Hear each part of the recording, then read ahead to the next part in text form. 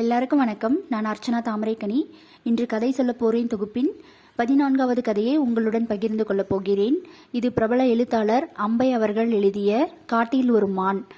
இந்த கதையில் பெண்ணியத்தையும் பெண்களின் சுய மதிப்பையும் பெருமைப்படுத்தி அம்பை அவர்கள் எழுதியுள்ளார். கதைக்குள்ள போகலாம் வாங்க.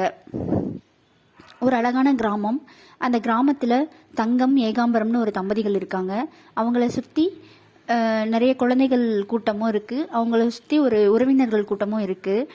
அவங்க அந்த ஏகாம்பரம் இருக்கார் இல்லையா, அவருக்கு முதல் மனைவி தங்கம், இரண்டாவது மனைவி இன்னொருத்தவங்க இருக்காங்க. அந்த மனைவிக்கு 7 பிள்ளைகள். தங்கம்ன்றவங்களுக்கு குழந்தைகள் கிடையாது. அதனால அவங்க தன்னுடைய அண்ணன் பிள்ளைகள், தம்பி பிள்ளைகள், அந்த மாதிரி கூட இருக்கிற எல்லாருடைய குழந்தைங்க ரொம்ப அன்பாகவும் பாசமாகவும் இருப்பாங்க. இந்த 7 பிள்ளைகள் இருக்காங்க இல்லைங்களா, அவங்க கூட அந்த அண்ணன் தம்பி பிள்ளைகள் இருக்கிறாங்க. அதில் ஒரு சின்ன பெண் ஒருத்தி இருக்கிறா. அந்த பெண்ணுக்கு அந்த தங்கமத்தைனா ரொம்ப பிடிக்கும். தங்கமத்தையை பார்த்து அவள் நிறைய நாள் வியந்திருக்கிறா. எப்படி இந்த அத்தை இவ்வளோ மென்மையாகவும் சாஃப்டாக, எப்படி எல்லாருக்கிட்டையும் பணிவாகவும் நடந்துக்கிறாங்க. அவங்க பார்க்கறதுக்கும் ரொம்ப அழகாக இருக்கிறாங்க. அழகான துணி, அதிகமாக பேச்சு கொடுக்கறதில்ல யாருக்கிட்டேயும். பார்க்கறதுக்கே எப்படி இருப்பாங்கன்னா, தங்கமத்தை ரொம்ப அழகுன்னா அழகு. எப்படின்னா, அவங்க நிறத்தின் மூலமாக அழகு கிடையாது. ஏன்னா அவங்க ஒரு கருமையான நிறம் தான். ஆனால் அந்த கருமை நிறம் அவங்களுக்கு ரொம்ப பொருத்தமாக இருக்கும் அப்படின்ற மாதிரி அந்த பெண் நினச்சிருப்பா, சின்ன பெண். அதே மாதிரி அவங்களுக்கு அந்த முகம் கருப்பாக இருந்தாலும் கழையாக இருப்பாங்கன்னு சொல்லுவாங்கள்ல, அந்த மாதிரி இருப்பாங்க. அந்த அவங்களுடைய தலையில் அங்கங்கே சில வெள்ளை முடிகள் தெரியும். இருந்தாலுமே அவங்களுடைய அந்த கூந்தலுக்கு, அவங்களுடைய நிறத்துக்கு அது ரொம்ப அழகாக இருக்கும். அந்த மாதிரி ஒரு பெண் தான் தங்கம். அவங்க பணிவிலும் சரி, அன்புலையும் சரி, எல்லாத்துலேயுமே ஒரு உயர்ந்த நிலையில தான் இருக்கிற மாதிரி தெரியும் மற்றவங்களோட கம்பேர் பண்ணும்போது அந்த பொண்ணுக்கு. அதனால தங்கமத்தைனா அவங்களுக்கு அவ்வளோ பிடிக்கும். அதே மாதிரி தங்கமத்தை கிட்ட இன்னொரு ஸ்பெஷல் என்னன்னா, குழந்தைங்களை எப்பவுமே நல்லா பார்த்துப்பாங்க. அதே மாதிரி நைட்டு தூங்கும் போது நிறைய கதைகள் சொல்லுவாங்க. அந்த கதைகள் எப்படி சொல்லுவாங்கன்னா, தன்னை சுற்றி இருக்கிற சூழ்நிலைகளை வைத்து தான் அந்த கதையை அவங்க சொல்லுவாங்க. ஆனால் அது நல்ல ஒரு கிரியேட்டிவ் கதையாக இருக்கும். அது கேட்குறதுக்கு குழந்தைங்களுக்கும் ரொம்ப பிடிக்கும். புதுவிதமான கதைகள் எல்லாம் சொல்லுவாங்க. அப்படி சொல்லிக்கிட்டே நிறைய நாள் தங்கமத்தை கூட சேர்ந்து தூங்கினது உண்டு. அந்த சின்ன பெண் இருக்கா இல்லைங்களா, அவளுக்கு அந்த தங்கமத்தையை ரொம்ப பிடிக்கும். அப்படி ஒரு நாள் அந்த தங்கமத்தையை பற்றி யோசிச்சுட்டே இருக்கும்போது, எல்லாமே ஓகே தான், ஆனால் இந்த அத்தையை சுற்றி ஏதோ ஒரு மர்மம் முடிச்சிருக்கு, அது என்னன்னு என்னால் புரிஞ்சிக்க முடியல அப்படின்னு சொல்லி யோசிக்கிறா. அது என்னன்னு தெரிஞ்சுக்கிறதுக்கு ரொம்ப ஆர்வமாக இருக்கா. ஆனால் அது என்னன்னு அவளால் புரிஞ்சிக்கவே முடியல. அப்போது தன்னுடைய சொந்தக்கார ஒரு அக்கா கிட்ட கேட்குறா. அதுக்கு அந்த அக்கா சொல்கிறாங்க, தங்கமத்தை பூக்கவே இல்லை, உனக்கு தெரியாதா அப்படின்னு சொல்கிறாங்க. பூக்கவே இல்லையா அப்படின்னு சொன்னோடனே தங்கமத்தை ஒரு டொக்க அப்படி சொல்கிறா. அப்படின்னா என்ன அப்படின்னு அந்த பொண்ணுக்கு புரியவே இல்லை. அப்புறம் ஒரு நாள் ஒரு மரம் வெட்டுறாங்க.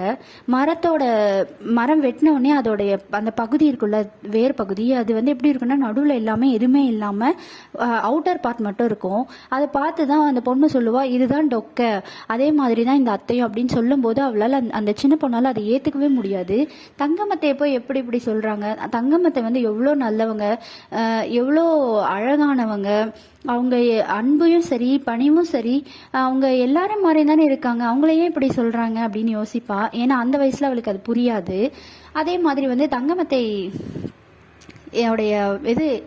தங்கமத்தை என்ன பண்ணுவாங்கன்னா, டெய்லியும் இவங்களுக்கு இந்த மாதிரி கதையெல்லாம் சொல்லுவாங்கல்ல, அப்போ இவ யோசிப்பா, இந்த அத்தை ஏன் இப்படி இருக்கிறாங்க அப்படின்னு சொல்லிட்டு. அந்த தங்கமத்தையோடைய ஹிஸ்ட்ரி கொஞ்சம் இருக்கும். அது என்னன்னா, அவங்க சின்ன வயசுலயே இந்த மாதிரி பூ பெய்தாமல் இருப்பாங்க.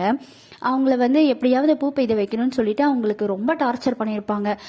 என்னெல்லாம் பண்ணியிருப்பாங்கன்னா, அவங்கள நிறைய டாக்டர்ஸ் வர வச்சு அவங்களுக்கு மருந்து கொடுக்கறது, எல்லா மருந்தும் கொடுத்து அவங்களுக்கு எனி டைம் தூக்கமாகவே இருக்கும்.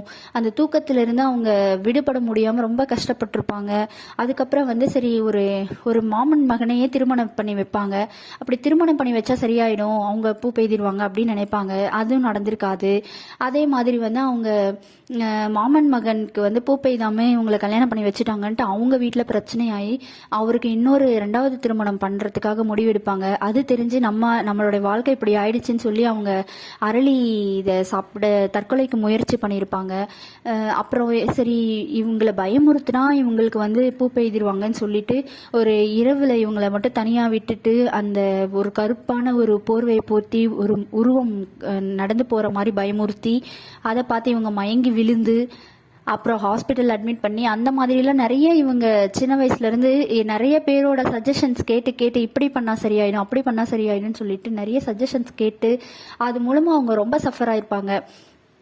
அதனால தான் அவங்களோட அந்த சந்தோஷமான முகத்துக்கு பின்னாடி ஒரு அமைதி எப்போவுமே இருக்கும்ல, அந்த அமைதி தான் வந்து இந்த பெண்ணை வந்து ஏதோ யோசிக்க வைக்கும், ஏன் தங்கமத்தை இப்படி இருக்காங்க அப்படின்னு சொல்லிட்டு. அப்புறம் ஒரு நாள் வந்து இந்த பெண் இருக்கால அவங்க அம்மா வந்து 2வதா கர்ப்பம் தரிச்சிருப்பாங்க.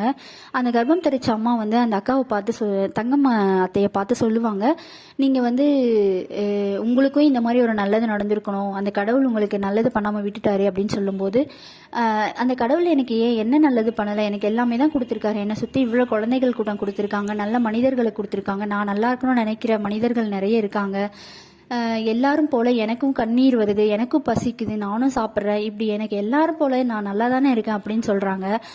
அப்படி எனக்கும் அடிபட்டா வலிக்குது, இப்படி எல்லாமே எனக்கும் தானே இருக்குது அப்படின்னு சொல்லி அவங்க தன்னை வந்து அந்த இடத்துல விட்டு கொடுக்காம சுயத்தை விட்டு கொடுக்காம அவங்க வந்து பேசிட்டு நீ பார்த்துக்கோமான்னு சொல்லிட்டு கிளம்பிடுறாங்க. அப்புறம் இதே மாதிரி ஒரு நாள் இரவு வருது.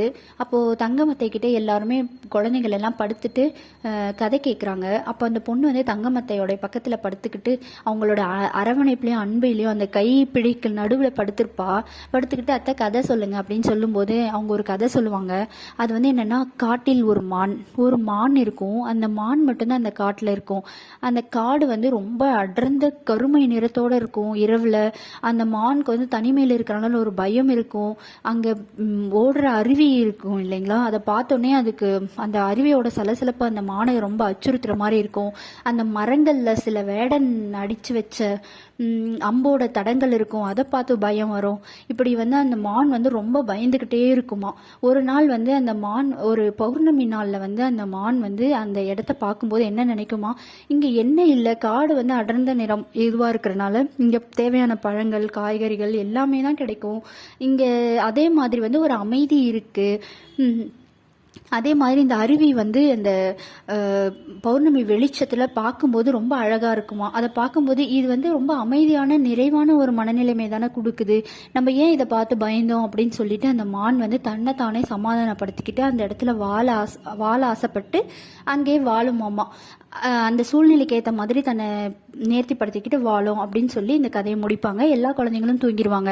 அந்த ஒரு பெண் மட்டும் எழுந்து முழிச்சு பார்ப்பா. அப்போ வந்து தங்கமத்தை எப்படி படுத்திருப்பாங்கன்னா, தன்னுடைய 2 தோள்கள் மேலே 2 கைகளை வச்சுக்கிட்டு அந்த 2 கால்கள் மேலே முட்டி போட்டு தன்னுடைய தலையை வைத்து இப்படி படுத்திருப்பாங்க. இப்போ பார்க்கும்போது தங்கமத்தை எவ்வளோ நல்லவங்க இப்படி அப்படின்னு சொல்லி அந்த பொண்ணு யோசிப்பா.